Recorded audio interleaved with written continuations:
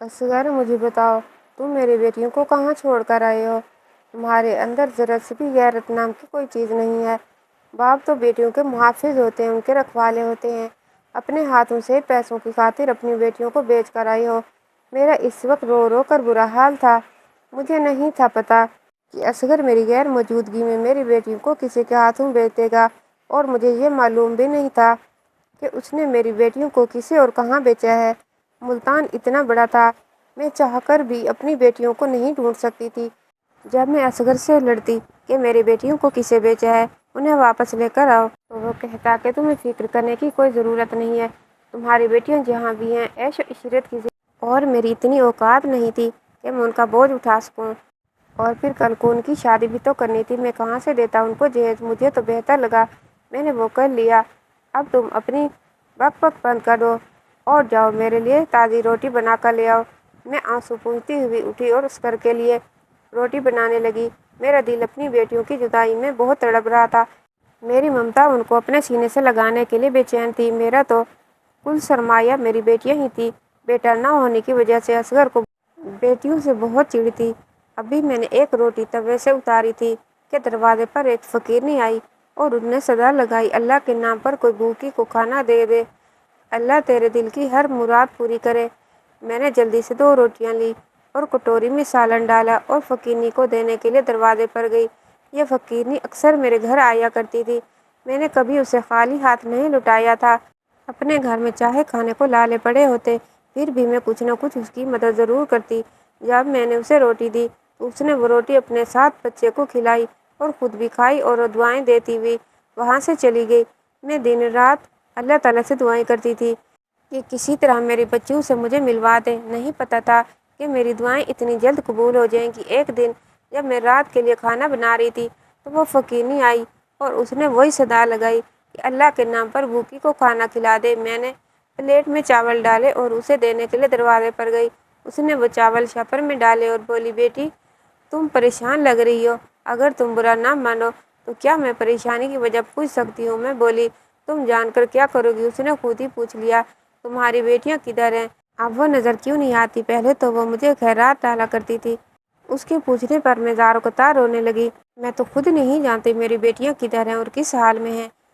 تو جو بات فقیرنی نے مجھ سے کہی وہ جان کر بہت خوشی ہوئی۔ وہ کہنے لگی، تم پریشان کیوں ہوتی ہو؟ میں تمہیں بتاتی ہوں کہ تمہاری بیٹیاں کدھر ہیں اور کس حال میں ہیں، تم جا کر ان سے مل بھی سکتی ہو۔ میں نے ان کے ہاتھ تھامے اور بولی، مجھے جلدی سے بتاؤ میری بیٹیاں کدھر ہیں۔ تو وہ فقیرنی بولی، پہلے مجھے یہ بتاؤ کہ تمہاری بیٹیاں ادھر کیسے گئی؟ تو میں نے اسے بتایا کہ ان کا باپ اپنی بیٹیوں کو بوجھ سمجھتا تھا اور خود کچھ کماتا نہیں تھا، اس لیے اس نے اپنی بیٹیوں کو پیسوں کے لالچ میں بیچ دیا۔ اب جلدی سے مجھے بتاؤ کہ میری بیٹیاں کدھر ہیں اور کس حال میں ہیں۔ تو وہ فقیرنی بولی، تمہاری بیٹیاں 7 والے گاؤں کے چودھری دلاور کی حویلی میں ہیں۔ چودھری دلاور بہت نیک دل انسان ہے۔ ایک دن جب میں ان کی حویلی کے سامنے جا کر صدا لگائی تو اندر سے انہوں نے اپنی نوکرانی کو بھیجا جو مجھے اپنے ساتھ حویلی کے اندر لے گئی۔ چونکہ وہ کھانے کا ٹائم تھا، سب لوگ حویلی میں کھانا کھا رہے تھے۔ چودھری دلاور نے اپنی نوکرانی سے کہہ کر مجھے کھانا دلوایا۔ میں نے پیٹ بھر کر کھانا کھانے کے بعد چودھری دلاور سے کہا کہ میرے بچے گھر میں بھوکے ہیں، تو انہوں نے شاپر بھر کے مجھے کھانا دیا اور مجھے وہاں سے یاد آیا، میں نے وہاں تمہاری 2 بیٹیوں کو دیکھا تھا جنہوں نے بہت خوبصورت لباس پہنا ہوا تھا اور مالکن کی طرح کرسیوں پر بیٹھی کھانا کھا رہی تھی۔ پہلے تو مجھے یہ نظر کا دھوکہ لگا، لیکن جب میں نے دماغ پر زور دیا تو مجھے یاد آیا کہ میں نے انہیں تمہارے گھر دیکھا تھا، اس لیے میں نے آج تمہاری بیٹیوں کے بارے میں تم سے پوچھا۔ تم فکر نہ کرو، تمہاری بیٹیاں وہاں عیش و عشرت میں ہیں، نوکر ان کے آگے پیچھے پھرتے ہیں۔ چودھری دلاور جو کہ بہت ظالم چودھری تھا، اس نے ناحق بہت لوگوں کی زمینیں ہڑپ کی تھی۔ پھر پتہ نہیں خدا کا کیا کرنا ہوا کہ اس کی بیوی کی طبیعت اچانک بہت خراب ہو گئی اور وہ کوما میں چلے گئی۔ اس کے بعد چودھری دلاور ایک رحمدل انسان بن گیا۔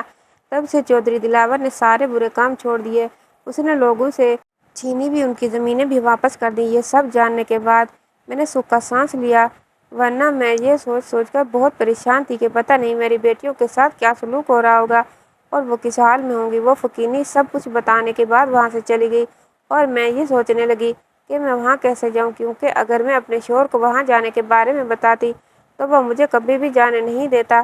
رات کو جب میرا شوہر گھر آیا تو میں نے اس سے کہا کہ میں کچھ دن کے لیے اپنے میکے جانا چاہتی ہوں۔ اصغر بولا، پہلے تو کبھی تم نے میکے جانے کا نام نہیں لیا جب سے تمہاری ماں اس دنیا سے گئی ہے۔ میں نے کہا، میں اپنی بیٹیوں کو یاد کر کے ہر وقت روتی رہتی ہوں اور پریشان رہتی ہوں۔ ادھر جاؤں گی تو میرا دل بہل جائے گا۔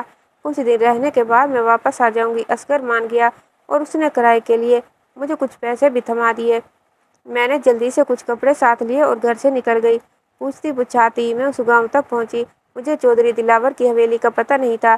میں نے ایک عورت سے پوچھا کہ چودھری دلاور کی حویلی کہاں ہے۔ وہ بڑی حیرت سے میری طرف دیکھنے لگی اور بولی، تم کہاں سے آئی ہو اور چودھری دلاور کی حویلی کیوں پوچھ رہی ہو؟ میں نے اسے یہ بات چھپائی کہ میں اپنی بیٹیوں کے لیے یہاں آئی ہوں۔ میں بولی کہ دنیا میں میرا کوئی آگے پیچھے نہیں ہے۔ سنا ہے چودھری دلاور بہت نیک دل انسان ہے، غریبوں کی بہت مدد کرتا ہے، بے سہاروں کو سہارا دیتا ہے۔ مہربانی کر کے آپ مجھے چودھری دلاور کی حویلی کا پتہ بتا دیں۔ اس عورت نے میرے ساتھ ایک بچہ بھیجا جو مجھے چودھری دلاور کی حویلی کے سامنے چھوڑ کے واپس چلا گیا۔ وہ حویلی کم اور کوئی محل زیادہ لگ رہا تھا۔ میں حویلی کے گیٹ کے سامنے کھڑی حویلی کو بہت حیرت سے دیکھ رہی تھی، جو کہ بہت خوبصورت تھی۔ گیٹ پر دو بڑی بڑی مونچھوں والے بڑے بڑے بالوں والے گارڈ کھڑے تھے۔ ان میں سے ایک قریب آ کر بولا، بہن کیا چاہیے؟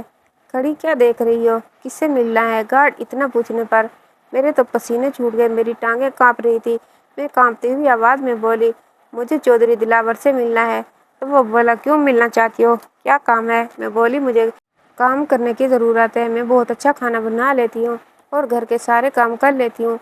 تو وہ گارڈ بولا، چودھری دلاور تو کہیں کام سے گئے ہیں، تم پھر آ جانا۔ میں بولی، میں بہت دور سے آئی ہوں۔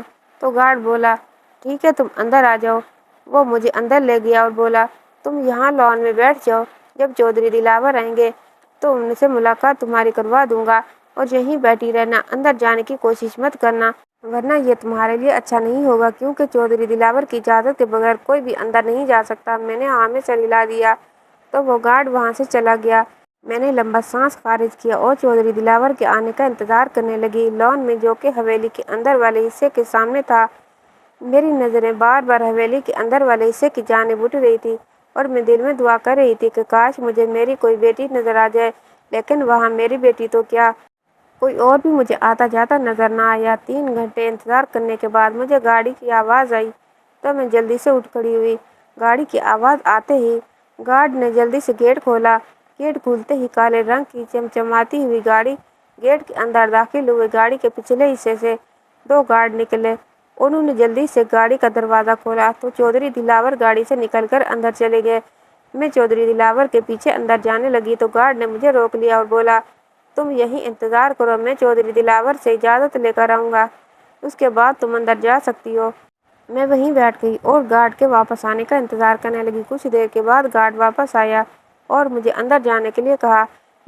میں نے اپنے کپڑوں والی پوٹلی اٹھائی اور اندر جانے لگی۔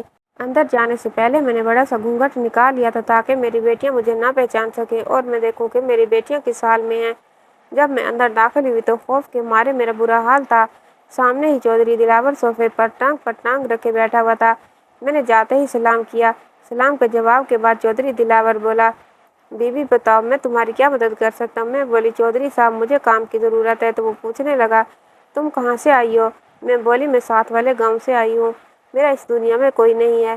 پہلے میں اپنے گاؤں میں کسی کے گھر میں کام کیا کرتی تھی، وہ لوگ گاؤں چھوڑ کر دور شہر میں چلے گئے ہیں، میرے پاس کوئی کام نہیں تھا، تو مجھے کسی نے آپ کے بارے میں بتایا کہ تمہیں وہاں ضرور کام مل جائے گا۔ چودھری صاحب، میں گھر کا سارا کام کر لیتی ہوں اور کھانا بھی بہت اچھا بنا لیتی ہوں، آپ کی مہربانی ہوگی اگر مجھے کام پر رکھ لیں۔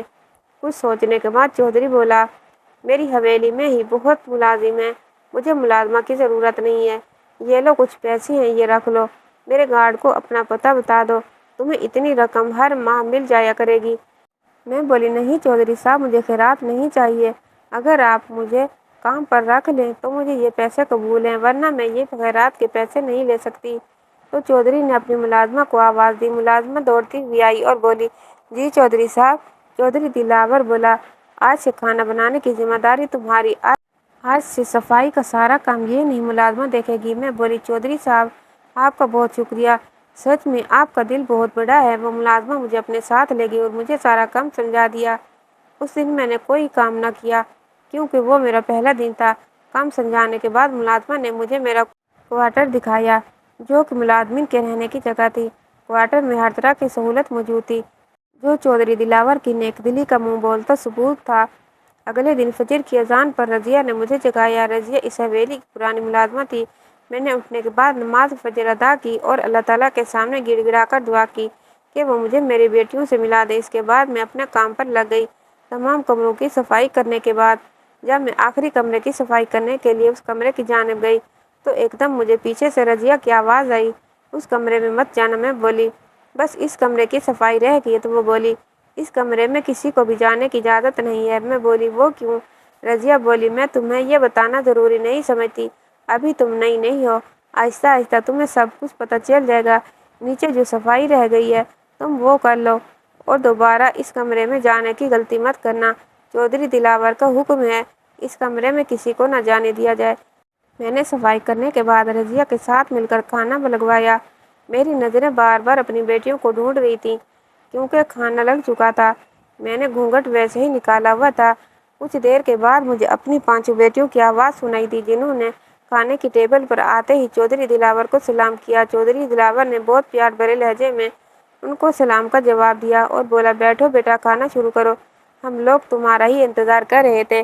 खामोशी से घर के तमाम अफराद खाना खाने लगे। खाना खाने के बाद सब बारी बारी उठकर जाने लगे। घूंघट होने की वजह से मुझे अपनी बेटियों के पाँव नजर आए। जब इसके पाँव पर मेरी नज़र पड़ी तो मेरी ममता तड़प उठी। मैं चाहकर भी ना पूछ सकी कि उनके पाँव की ये हालत कैसे हुई। वैसे तो चौधरी बहुत नेक दिल इंसान बनता फिरता था।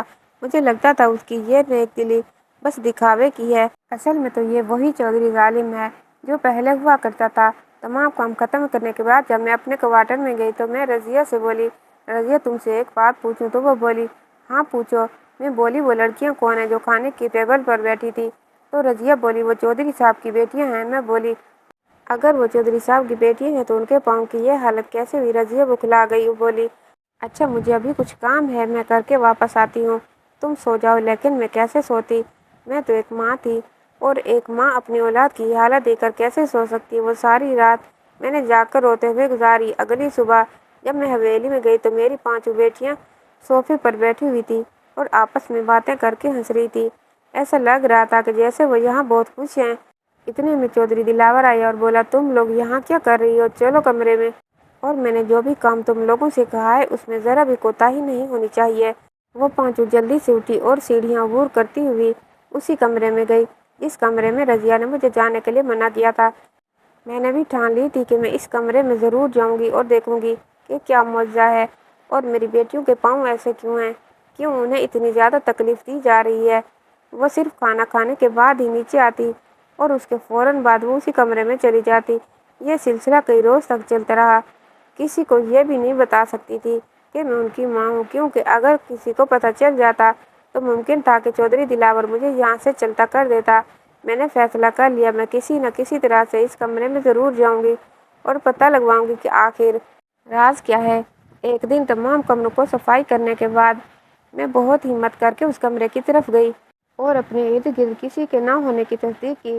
जब मुझे यकीन हो गया कि मेरे आसपास कोई भी नहीं है तो मैं हिम्मत करके दरवाज़ा खोला। दरवाज़ा खुलते ही जो मंजर मैंने देखा वो देखने के बाद मेरा कलेजा मुंह को आ गया। मैं बयान नहीं कर सकती कि उस वक्त मेरी क्या हालत थी। उस वक्त मेरे पीछे से किसी की आवाज़ आई, तुम्हारी हिम्मत कैसे हुई इस कमरे में आने की? मैंने जल्दी से दरवाज़ा बंद कर दिया। मैंने पीछे मुड़कर देखा तो चौधरी दिलावर बहुत गुस्से में मुझसे बोला, क्या तुम्हें किसी ने नहीं बताया कि इस कमरे में किसी को भी जाने की इजाज़त नहीं? मैं घबराते हुए बोली, जी बताया था, मैंने सब कमरों की सफाई कर दी थी, तो मैंने सोचा इस कमरे की भी सफाई कर दूं। चौधरी दिलावर मुझे उंगली दिखाते हुए बोला, खबरदार आज के बाद इस कमरे के पास भी नजर आई तो मुझसे बुरा कोई नहीं होगा। आप जाओ यहाँ से और जाकर अपना काम करो। मैं रोते हुए वहाँ से चली गई। रजिया जो ये सब सुन रही थी मुझसे बोली, मैंने तुम्हें मना भी किया था कि इस कमरे में मत जाना, क्योंकि वहाँ किसी को भी जाने की इजाज़त नहीं। चौधरी साहब ने इस गलती की बिना पर कई मुलाजमों को नौकरी से निकाल दिया है और हो सकता है कि तुम्हें भी नौकरी से निकाल दिया जाए, क्योंकि चौधरी साहब को बिल्कुल भी ये गवारा नहीं कि कोई उस कमरे के आसपास भी भटके। मैं रजिया से बोली, रजिया खुदा के वास्ते कुछ करो, मेरे पास तो और कोई ठिकाना भी नहीं है कि मैं वहाँ चली जाऊँ। रजिया बोली, मैं कुछ नहीं कर सकती, मैं तो खुद एक मुलाजमा हूँ, मेरी क्या औकात। इतने में चौधरी दिलावर नीचे आया اور میں اس کے پاؤں پڑ گئی۔ چودھری صاحب، خدا کے واسطے مجھے معاف کر دیں، آج کے بعد کبھی ایسی غلطی نہیں کروں گی، بس مجھے نوکری سے نہ نکالیں، میرا اور کوئی ٹھکانہ نہیں۔ چودھری بولا، اچھا ٹھیک ہے، جاؤ، جا کر اپنا کام کرو، اور مجھے اب کی بار کوئی شکایت کا موقع نہیں ملنا چاہیے۔ اگلے دن حویلی کو رنگ برنگے پھولوں سے سجایا جا رہا تھا۔ رضیہ مجھ سے بولی، سمینا، آج پورے گھر کی اچھی طرح سے صفائی کرنے کے بعد کچن میں آ جانا اور کھانا بنانے میں میری مدد کرنا، کیونکہ آج زیادہ لوگوں کا کھانا بنانا ہے۔ میں نے ہاں میں سر ہلا دیا اور اپنے کام میں مصروف ہو گئی۔ صفائی کا کام ختم کرنے کے بعد میں رضیہ کا ہاتھ بٹانے کچن میں چلی گئی۔ میں رضیہ سے بولی، آج یہ اتنا اہتمام کیوں ہو رہا ہے؟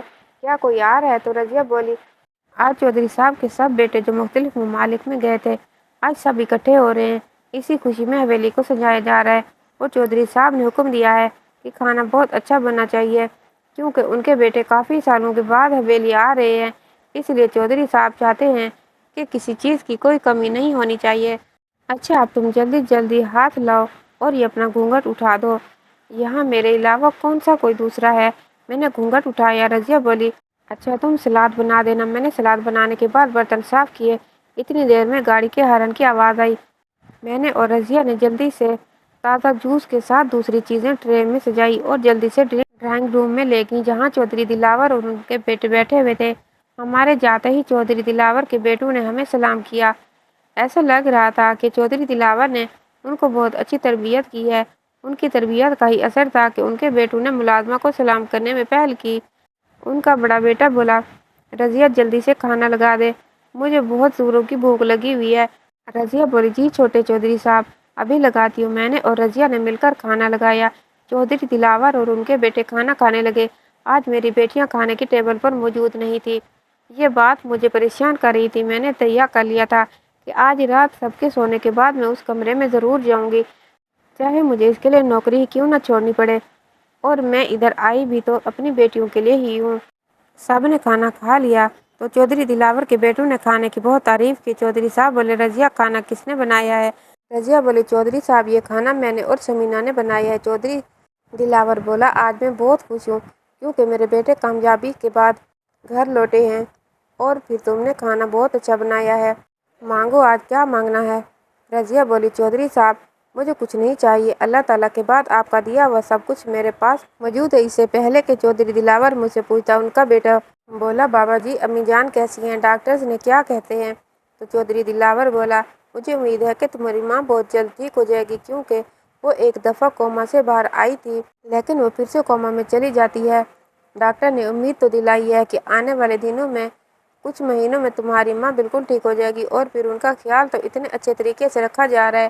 ان کے بیٹے بولے، ہم امی جان کو دیکھنا چاہتے ہیں۔ تو چودھری صاحب بولے، چلو میرے ساتھ، اٹھ کر جانے لگے۔ تو میں بولی، چودھری صاحب، مجھے آپ سے کچھ مانگنا ہے، اور مجھے امید ہے کہ آپ مجھے خالی ہاتھ نہیں لوٹائیں گے۔ تو چودھری دلاور بولا، ہاں بتاؤ، کیا مانگنا چاہتی ہو؟ میں نے چودھری دلاور کے سامنے اپنی جھولی پھیلائی اور بولی، چودھری صاحب، میری جھولی میں میری بیٹیاں ڈال دیں۔ چودھری دلاور بولا، کون سی بیٹیاں؟ تم کن بیٹیوں کی بات کر رہی ہو؟ میں بولی، وہ جو کہ میرے شوہر اصغر نے آپ کو بیچی ہیں، اور اس کے بدلے میں آپ نے انہیں بھاری رقم دی تھی۔ میں نے سنا تھا میری بیٹیاں یہاں بہت عیش و عشرت میں ہیں، اور آپ بہت نیک دل انسان ہیں، لیکن جب میں نے انہیں دیکھا تو میری ممتا یہ دیکھ کر تڑپ اٹھی۔ جب میں نے اپنی بیٹیوں کے پاؤں پر بڑے بڑے چھالے بنے ہوئے دیکھے، جو کہ پانی سے بھرے ہوئے تھے، پتہ نہیں آپ لوگ کون سا ظلم میری بیٹیوں پر کر رہے ہیں، تو یہاں اپنی بیٹیوں کو بس دیکھنے کے لیے آئی تھی، لیکن اب میں اپنی بیٹیوں کو اپنے ساتھ لے جانے کے بنا واپس نہیں جاؤں گی۔ چودھری دلاور خاموش رہا۔ چودھری دلاور کے بیٹے سوالیہ نظروں سے اپنے باپ کی طرف دیکھنے لگے۔ اتنی دیر میں میری بڑی بیٹی بھاگتی ہوئی سیڑھیوں سے نیچے آئی اور بولی، چودھری صاحب، جلدی سے آئیں، چودھرانی صاحبہ کو ہوش آ گیا ہے۔ یہ سن کر چودھری دلاور بہت خوش ہوا۔ اس نے میری بیٹی کو اوپر جانے کے لیے کہا اور مجھ سے بولا، سمینا، چلو ہمارے ساتھ اور خود دیکھ لینا کہ تمہاری بیٹیاں کس حال میں ہیں۔ چودھری دلاور اسی کمرے کے سامنے جا کر رکا۔ اس کمرے میں جانے کی کسی کو بھی اجازت نہیں تھی۔ چودھری دلاور اور ان کے بیٹے کمرے کے اندر داخل ہوئے، میں بھی ان کے پیچھے پیچھے اندر چلی گئی۔ جب میں نے چوری چھپکے اس کمرے کا دروازہ کھولا تھا تو مجھے مشینری کے علاوہ اور کچھ نظر نہیں آیا تھا، وہ مشینری جو کہ ہسپتالوں میں مریضوں کے لیے ہوتی ہے۔ جب میں نے کمرے کے دوسری طرف دیکھا تو مجھے یہ دیکھ کر بہت حیرت ہوئی کہ میری بیٹی آرام سے صوفے پر بیٹھی ہوئی ہیں۔ انہوں نے خوبصورت لباس پہنا ہوا تھا، اور وہ ایسے لگ رہی تھی جیسے کہ اسی حویلی کا حصہ ہوں۔ ان کے آگے دنیا کی ہر نعمت پڑی ہوئی تھی۔ میں نے گھونگھٹ کو تھوڑا اوپر اٹھایا اور اپنی بیٹیوں کو دیکھا۔ ان کے پاؤں پر پانی کے جو چھالے بنے ہوئے تھے وہ بھی بالکل ٹھیک تھے۔ میری پانچوں بیٹیاں صوفے پر چودرائن کے بیڈ کے ارد گرد جمع تھی۔ وہ چودرائن کے ہوش میں آنے کی وجہ سے بہت خوش تھی۔ چودھری دلاور ڈاکٹر سے بولا، ڈاکٹر صاحبہ کہ اب میری بیوی خطرے سے باہر ہے؟ ڈاکٹر بولی، بالکل، اب آپ کی بیوی مکمل طور پر ٹھیک ہے۔ تو چودھری دلاور بولا، یہ سب ان بچیوں کی وجہ سے ممکن ہو سکا ہے کہ جو کہ دن رات ان کے سر پر پہرا دیتی تھی۔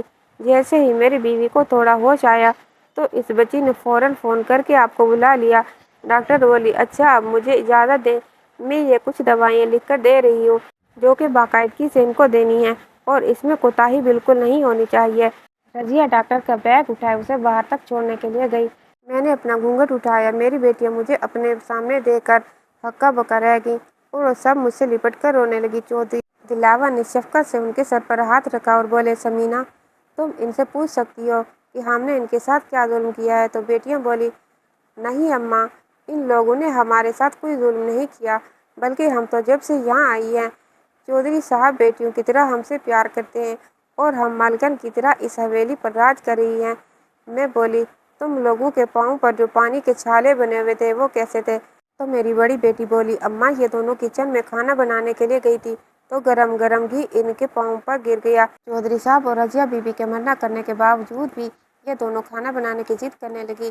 ان کی ضد کی وجہ سے انہیں یہ تکلیف اٹھانی پڑی۔ اماں، آپ سوچ بھی نہیں سکتی کہ ہم یہاں کتنی خوش ہیں۔ وہ تو خدا کا لاکھ لاکھ شکر ہے کہ ابا نے ہمیں چودھری دلاور کو بیچا، اگر کسی اور کو بیچتا تو پتہ نہیں آج تیری بیٹیاں کہاں اور کس حال میں ہوتی۔ ابا نے مڑ کر ہماری خبر تک نہیں لی کہ میری بیٹیاں جی رہی ہیں یا مر گئی ہیں۔ ان سے اچھے تو یہ لوگ ہیں جنہوں نے غیر ہوتے بھی ہمیں اتنا پیار دیا۔ میں بولی، مگر تم اس کمرے تک کیوں محدود رہتی ہو؟ تو میری بیٹی بولی، چودرائنی صاحبہ کوما میں تھی تو ہم پانچوں ان کی دیکھ بھال کی ذمہ داری لی، اس لیے ہم اس کمرے سے صرف کھانا کھانے کے لیے ہی باہر نکلتی تھی۔ چودرائن نے میری بیٹیوں کو اپنے پاس بلایا اور ان سے بولی، آج تم لوگوں کی بدولت میں بالکل ٹھیک ہوں۔ میں تم لوگوں کا یہ احسان زندگی بھر نہیں اتار سکتی کہ تم لوگوں نے میری اتنی دیکھ بھال کی۔ چاہے میں کوما میں تھی لیکن آنکھیں کھولنے کے بعد سب سے پہلے میں نے تم پانچوں کو دیکھا۔ میں تم پانچوں کو ہر وقت اپنے پاس محسوس کرتی تھی۔ چودھری صاحب کو گہری سوچ میں ڈوبا ہوا دیکھ کر چودرانی بولی، دلاور صاحب، آپ کن سوچوں میں ڈوبے ہوئے ہیں؟ تو چودھری دلاور بولا، میں کچھ سوچ رہا ہوں مگر پتہ نہیں جیسا میں سوچ رہا ہوں ایسا ممکن ہو سکتا ہے کہ نہیں۔ تو چودھری دلاور کا بڑا بیٹا بولا، ہمیں بھی تو پتہ چلے بابا آپ کیا سوچ رہے ہیں۔ تو چودھری دلاور بولا، اگر تم پانچوں کو کوئی اعتراض نہ ہو تو میں اپنی پانچوں بیٹیوں کا نکاح تم پانچوں سے کرنا چاہتا ہوں۔ تو ان کے پانچوں بیٹے بولے، بابا ہمیں اس سے کوئی اعتراض نہیں، آپ ہمارے بڑے ہیں اور بڑے ہونے کے ناطے آپ ہمارے لیے جو بھی فیصلہ کریں گے ہمیں وہ سر آنکھوں پر ہوگا۔ تو چودھری دلاور مجھ سے بولا، ثمینہ بہن، تم بتاؤ تم کیا چاہتی ہو؟ تم واپس اپنی بیٹیوں کو اس درندہ انسان کے پاس لے جانا چاہتی ہو جو پھر دوبارہ انہیں کسی اور کے ہاتھوں میں بیچ سکتا ہے؟ ثمینہ بہن، تم مانو یا نہ مانو، میں اپنی بیٹیوں کو ہرگز تمہارے ساتھ نہیں جانے دوں گا اور ایک باپ ہونے کے ناطے میں ابھی اور اسی وقت ان کا نکاح اپنے بیٹوں سے کروں گا، کیونکہ ان سے اچھی بہویں اس گھر میں ہمیں کوئی اور نہیں مل سکتی۔ چودھری دلاور نے اسی وقت مولوی اور گواہوں کو بلایا اور باری باری میری بیٹیوں کا نکاح اپنے بیٹوں سے کر دیا، یہ جانتے ہوئے بھی کہ ان کے بیٹے باہر کے ملکوں سے اعلیٰ تعلیم حاصل کر کے آئے ہیں اور میری بیٹیاں کم پڑھی لکھی ہیں۔ نکاح کے بعد میری بیٹیاں مجھ سے گلے مل کر بہت روئی۔ میں ان سے بولی، رو مت، تم لوگوں کو خوش ہونا چاہیے کہ تم لوگوں کو اتنے اچھے سسرال والے ملے جو تم لوگوں کو ماں باپ کی کمی محسوس نہیں ہونے دیں گے۔ بس میری تم لوگوں کو یہ نصیحت ہے کہ چودھری صاحب اور چودرانی صاحبہ کی عزت اور خدمت کرنا، کیونکہ ان لوگوں نے ہی تم بے سہاروں کو سہارا دیا ہے۔ میں نے چودرانی صاحبہ اور چودھری دلاور سے اجازت مانگی کہ کیا میں کبھی کبھار اپنی بیٹیوں سے آ کر مل سکتی ہوں؟ تو چودھری دلاور بولا، کیوں نہیں ثمینہ بہن، یہ تمہارا اپنا ہی گھر ہے، تمہارا جب دل کرے گا تم آ کر اپنی بیٹیوں سے مل لینا۔ سب سے اجازت لینے کے بعد میں اپنی بیٹیوں کو ڈھیر دعائیں دے کر اپنے گاؤں کی طرف چل پڑی، اس سکون اور اطمینان کے ساتھ کہ میری بیٹیاں خوشحال زندگی جی رہی ہیں۔ کہانی کیسی لگی کمنٹ باکس میں اپنی رائے کا اظہار کر دیجیے گا اور اگر چینل پر نئے ہیں تو چینل کو سبسکرائب کر لیجیے گا۔ انشاءاللہ تعالیٰ اگلی کہانی کے ساتھ حاضر ہوں گے۔ تب تک کے لیے اللہ حافظ۔